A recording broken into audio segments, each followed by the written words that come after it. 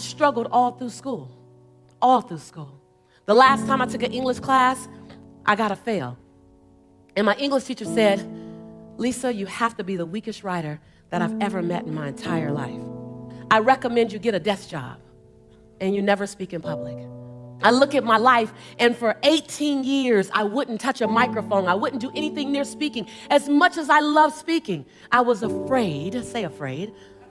I was afraid of being judged. And this conversation today is about confronting your fear. Confronting your fear. And I remember for years, I wouldn't speak. People would say, God, you should be a speaker. I said, no. My teacher told me. My teacher said I shouldn't speak in public. And he's a speech teacher. He knows better. And so I got a job in accounting. I was horrible at it. I was in collections. I want to be liked too much to be in collections. Like, my ultimate goal is that people love me. So I'm in collections. I'm calling people, telling them they have to pay. They're telling me that they can't pay. My child is in college, I can't pay. And I go, oh, okay. Well, you know what? Since you can't pay, and I know you can't pay because I believe that story is a good story, I'm going to do you a favor. I'm not only going to zero your balance out, I'm going to take you off the list. So my supervisor calls me into the office, and she said, Lisa, what do you want to be when you grow up? I was about 23. I said, I thought it was a test of my commitment to the company. I said, I want to be the best accounts receivable manager ever. And I swear I saw her cringe. And she said, I don't know. She says, I give you a list of 120 people to call, and when I get it back, there's like 89. I don't know what's happening. I said, oh, don't worry, I'm doing you a favor. I'm taking off everyone who can't pay.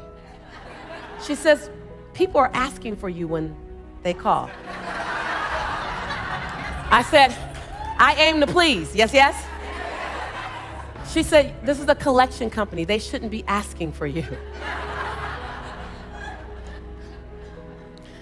She said, I have to release you to find your dream. I said, release me to find my dream. Do I clock in tomorrow and look for it here?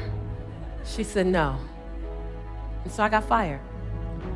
22 years later, I walk out on stage in front of 3,300 women. And this woman, when my sizzle reel was playing me on Oprah, Larry King, this woman's in the front row and she's crying. And all while I'm speaking, she's crying. And I go, you know, I can bring up a few tears, but I'm like, haven't even gotten started yet. She's crying. I don't know. So then afterwards, I'm signing autographs, about 280 people in line. I'm signing autographs, and she's crying the entire time. And after about 70 autographs, I go over to her and I said, excuse me, ma'am, you've been crying for like 2.5 hours. Why are you crying? She said, because 22 years ago, I released you to find your dream, and you found it. That was the same woman who fired me. Yes, yes? Let me tell you something. Some of your fears come out of something someone said about you. Some of your best motivation came wrapped in sandpaper. Some of your best motivation didn't come wrapped in love and came with warm cookies and milk. It came wrapped in sandpaper. It came wrapped in thorns. It came wrapped in that divorce. It came wrapped in the loss of a loved one. It came wrapped in something that didn't work. Some of your best motivation that you needed, some of the best lessons that you need to learn came wrapped in sandpaper. Yes, yes? Yes, yes?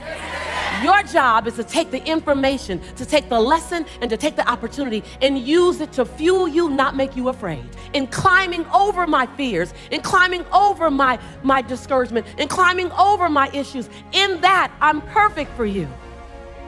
And so there's not one thing you can be afraid of that doesn't make you perfect for us. Not one thing. Not one thing you can go through. Not one thing you can come through. Not one thing you can be on your way to that doesn't make you perfect. Say perfect. Say perfect. To do that thing that you've been designed to do. To say that thing you've been designed to say. To bring that experience that you've been called to bring. You are perfect. Say perfect. In your imperfection. Say imperfection. When you become perfect, really, we no longer can relate to you. So are you willing to go to the edge and hold fear in one hand and passion in the other and leap? I want you to repeat after me, but I want you to understand that these are not my words, these are your words. I was just asked to bring them to you so you can say them to yourself. I stand here In my greatness, I own my light. I own my brilliance. I am bold. I am courageous. I'm perfect in my imperfection. This is my time.